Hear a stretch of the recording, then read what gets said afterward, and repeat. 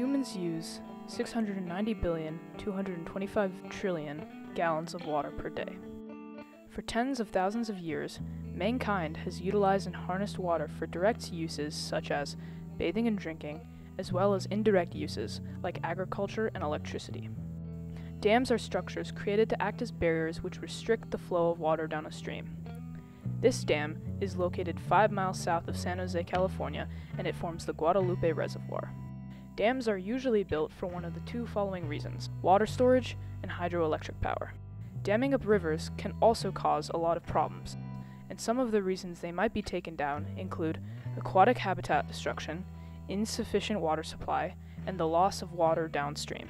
Dam removal also comes with its own set of concerns. The Searsville Dam, located in present-day Portola Valley, California, was constructed in 1892. It was named for the town of Searsville, a former gold rush logging town founded by John H. Sears in 1854. After the timber economy died off, the land was sold to Spring Valley Waterworks in 1887. After the closure of the town in 1891, the Searsville Dam was built to supply water for nearby towns. The dam itself is made of large blocks. It's not a monolithic structure. So in the earthquake, it can kind of give. It's a little bit flexible, kind of like a Lego model, where a Lego model, you can flex it a little bit and it doesn't fall apart, doesn't crack. After the earthquake, Stanford University bought the land from the Spring Valley Water Company in 1919. It was a popular area for swimming and boating. However, in 1975, Stanford officially closed the reservoir to the public and designated that area as the Jasper Ridge Biological Preserve. The water stored at Searsville was used for landscape irrigation, agriculture, and fire protection. The ongoing California drought has limited the amount of water taken from the dam since 2013. The reservoir has also lost 90% of its original water storage capacity, and much of that space is marshland. That area happens to be one where the watershed drains a geologic area that is that erodes, meaning when it rains you get silt and sediment carried in the water, so the water looks muddy, and then that sediment, as we call it, in the water settles behind the dam. The other thing that's happened over the years is that there's a move to look at our water management to allow streams to support aquatic life. And San Francisco Creek, for which this is up on the headwaters, is unique. It's never been channelized. It's never been converted to a concrete culvert. Yeah, now there's groups that say, well, we should manage the stream better so that it will support steelhead trout migration. And, people talk about taking the dam down. Many groups have come forward to voice their opinions. Organizations like Beyond Searsville Dam talk of dam removal and have already raised millions of dollars to fund the project. Committees at Green Foothills said they have solutions on the table that do not require dam removal, but none will be put into action for several years.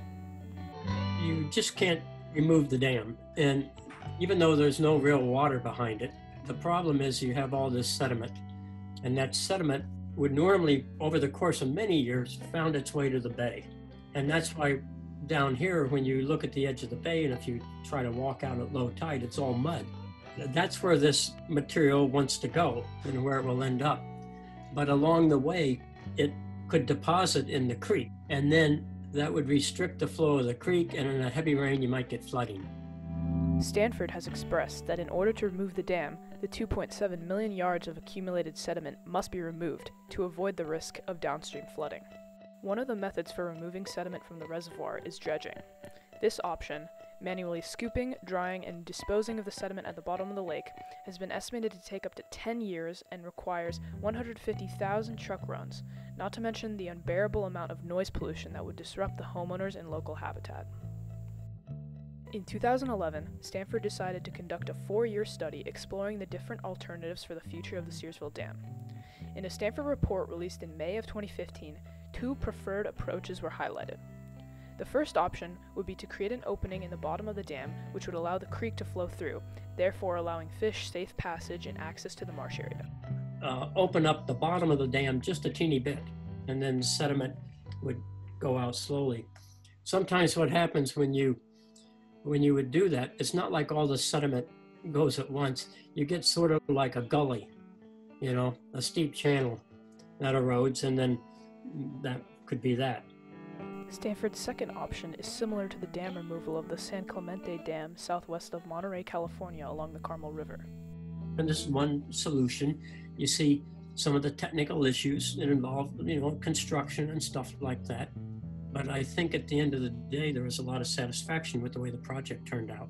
This would include rerouting the river upstream of the dam and letting the reservoir completely fill with sediment. Stanford's approach would include stabilizing the sediment behind the dam and allowing that area to become a wetland. This would ultimately preserve the wildlife occupying the marsh and at the same time not block the flow of the river. Furthermore, Stanford would also build a fish ladder so that steelhead could spawn and access the wetlands. Stanford and Jasper Ridge are currently working up the materials for the permit applications so that they can continue with the modification project in the next few years. It takes a very collaborative and deliberative process. And do you think what they did at the Carmel River could be a viable option for the Searsville Dam? Yeah, I think that's one. That's what they did there. Could we do it for Searsville?